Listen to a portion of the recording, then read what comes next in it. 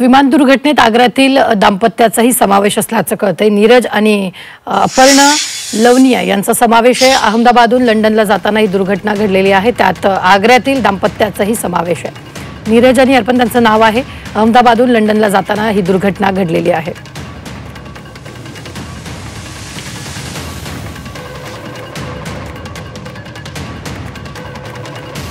तर आपण पाहतोय लवानिया दाम्पत्याचा यात समावेश आहे। विमान दुर्घटनेत आग्र्यातील दाम्पत्याचाही समावेश आहे। नीरज अपर्णा लवानिया यांचा यात समावेश आहे। अहमदाबादहून ते लंडनला निघालेले होते। त्या विमानात त्यांचाही समावेश होता।